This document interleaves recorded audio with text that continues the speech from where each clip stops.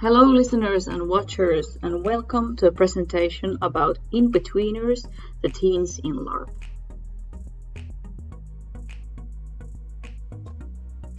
My name is Janina Kahela. I'm a Finnish Larp producer, organizer, just normal Larper, and as some kids know me, that silly clerk lady in the Larp. I have been the head organizer of Velhokoulu Larp since the start of 2019, though they first started airing 2018. I've been the head organizer for 10 children's Larps so far. Before this already, I've had games where teens were welcome. They were not different from many other adult Larps, but I'll go into more detail about that later. My first question to you, my audience, would be, when did you start LARPing? I was around 15. I had big dreams and big plans for my characters, and I was super happy to be able to actually play those through.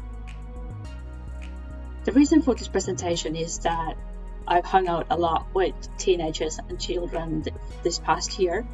And from them, I've heard that it's really hard to get into games, as most of the games are rated ages 18 and upwards.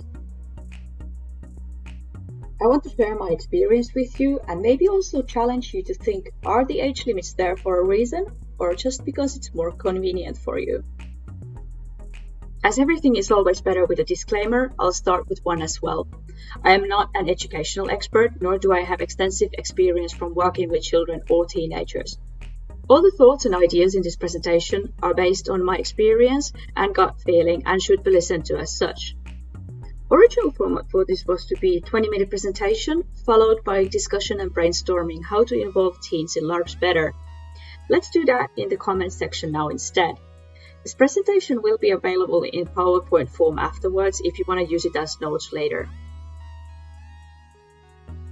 This past year in Finland, we've noticed a rise in demand for Larps for children, not least because Velhokoulu made it to the national news, and thus our game started to fill up in 10 minutes after opening the sign-up. Velhokoulu, or Wizarding School in English, is a Larp aimed for kids between the ages 7 and 18, and you need no prior experience to attend. You will even get a rope and a wand to borrow when you attend. These easy to participate one-day events have been extremely popular, and we have attendees who have played in over 10 LARPs at this point. I wouldn't call these games real LARPs, but rather amusement park days with LARPing. The emphasis in the experience is mostly in the environment and activities rather than trying to be your character and live their life. The biggest demographic in the games are kids aged 8 to 11. After that, they start to feel like the young kids are preventing their immersion, and they'd rather just participate as NPCs and create game for the younger ones. As said before, teens are having even more trouble getting into LARPs than adults because of the age limits. This is a group of players I feel will stop playing if continuing the hobby will get too difficult or demoralizing. In Velhokoulu, we managed to pull some of the older players into the organizer side as NPCs, and they love it. I would still want them to be able to LARP, as they are no longer kids who would attend children's games, but they're not allowed into adult games often either. There's no need for teenagers only LARPs, as I think part of the fascination in LARPs is to be able to play with people who aren't just your age. This is my gut feeling. I haven't confirmed this with anyone who is actually a teenager, but just saying it. I would prefer if we designed games more in the mindset that, for instance, players above 13 would already be okay to attend. They don't need to be put in the most demanding roles or cast as the 50-year-old village chief, but they are able to play more than just the child roles. So what are the teenagers interested in? I've noticed that if I let teenagers design their characters on their own, they turn out pretty the same as my own. Do you remember what you loved playing when you were 15? However, there is still a difference in mental and emotional level between adults and teens, and even among the teams themselves.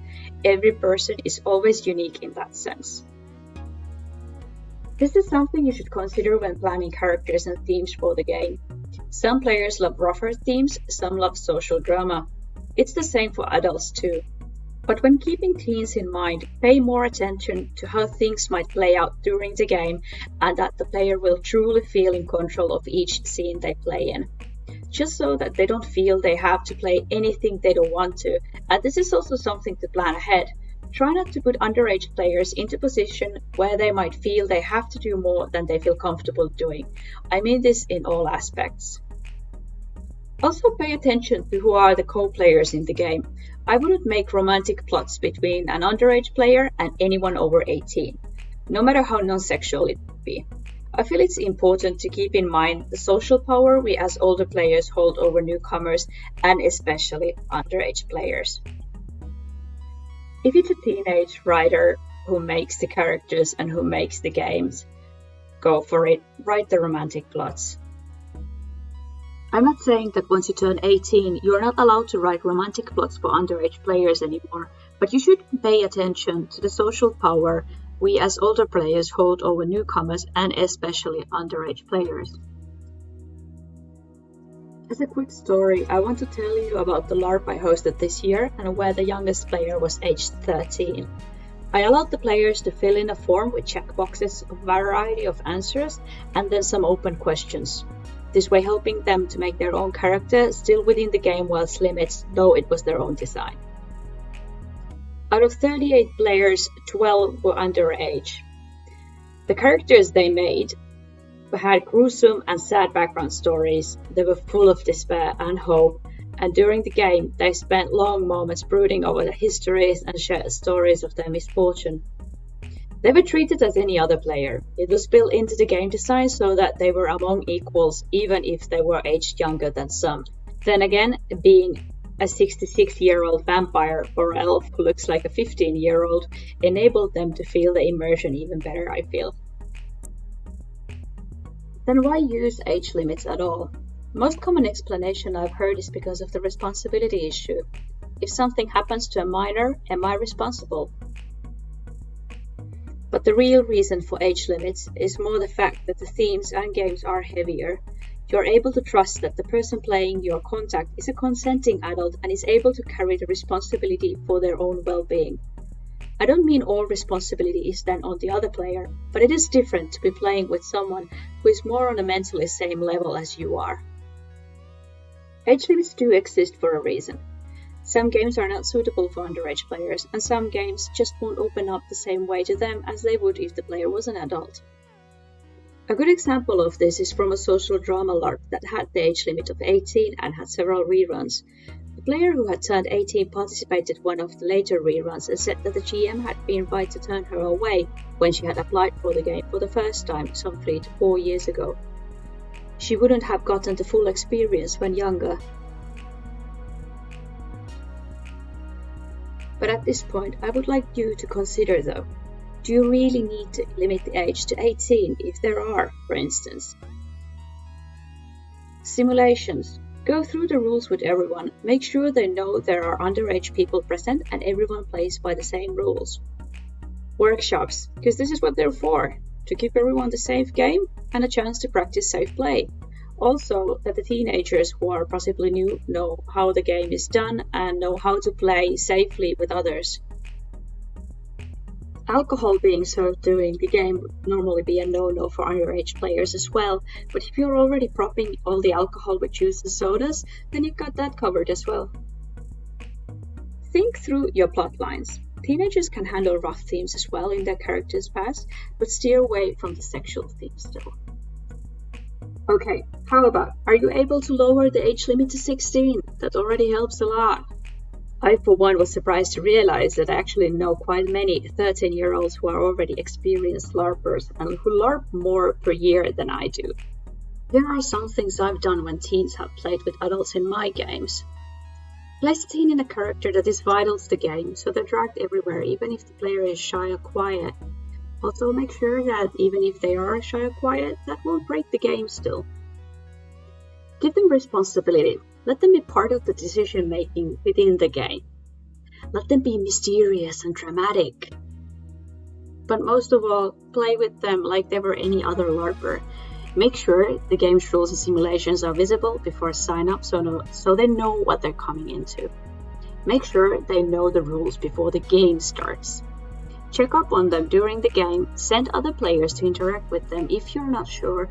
Are they deep inside their own mind game or just plain bored? Not surprisingly, these are also things that I do when I have newcomers in my Larps.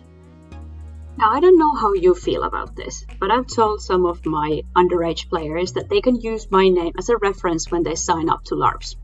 It's already hard to get in as it is, but it might relax the other GM a little and make them more comfortable taking this player when I have vouched for them.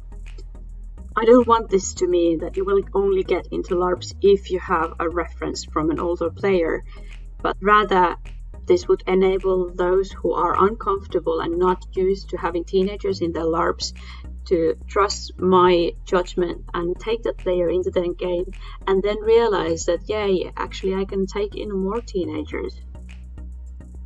Okay, yay, you're doing a game where underage players are welcome. Here are some notes that it might be good to consider when you are doing the game. If the game lasts overnight, give the players a chance to join on the main day, rather than having to spend the night, as some persons want them to spend the night around random strangers. Give parents the info they need right away in the start, as this will make them more at ease and more likely to let the excited teen participate. Things that build trust is who organizes and how they can be reached. Where is the game? Give them the precise schedule, when to arrive, when the game starts, when it ends, and when players can be picked up, and where should the parents wait if they come a bit early, so then don't barge in into the middle of your massive ritual ending. Tell them what players need to bring with them. Do they need linen? Do they need snacks? And then how much the game costs and what's included in the price. So basically, what meals are covered. And should they bring the snacks? Give parents a chance to message you if they're feeling uncertain. I've had some phone calls with parents whose child had found the game online, was super excited to participate, but the parent had no idea what was going to be the Larp, what is Larp whatsoever. So give them that possibility, so that way you'll enable teenagers to take part in the game. For this next part, I wish I had a clear and good answer to give to you. I would very much like to know how we can evolve the teenager Larpers into future writers and organizers of Larps. So far, I've thought that the best tactics are to involve them in the game location. Let them handle the arrival checklist. They'll put up props. They're super excited to do that, and they feel good when they are feeling they are needed. Once again, I'm not saying it's the same for everyone, but in my experience, when I've asked people to help, they've been super happy to be able to do something else than just sit and wait when they don't know anyone. Enthuse about the props. Well, this goes with the beginners as well, but enthuse about their props. Praise them before the game and after the game. After the game, tell them what you loved about the character, how they portrayed it, or if you want to LARP with them again. Personally, I feel if someone says, I want to play with you again, that's the highest compliment you could give to someone. Ask casually if they're going to other LARPs in the future, or if they know where to look for more. At times there's been cases where I ask like, okay, where are you going next? It's like, well, I don't know. I don't know how to get into games. And then there's your chance. There's your chance to teach them and tell them how to get into games. If they tell you that they've had this idea for a LARP, that they're not certain how to do that, or they'd like to do it someday, encourage that. Encourage the idea and give them solid tips and feedback that will help them forward. The easiest step into organizer side is to start as an NPC. That's how I feel. So bring them in as an NPC or as a helper on site, so they get the hang of how things are run in the background. What are your experiences on this subject? What have you had as themes for characters played by teenagers? Have you tailored characters to be more age appropriate, or were they good to go to begin with for the teenager players? What else do you think should be considered when there are underage players in the game? I know I've missed so much material while doing this. Do you have any other tips? Any ideas? I'm not an expert, So I very much love to hear yours, and maybe we could together compile something more. Let's talk about this more in the comments section. I hope you learned something from this presentation or have something else to share. Especially if you are still underage or have just recently turned 18, leave a comment in the comments section. Thank you everyone for listening. This has been my Solmukohta 2020 presentation from online.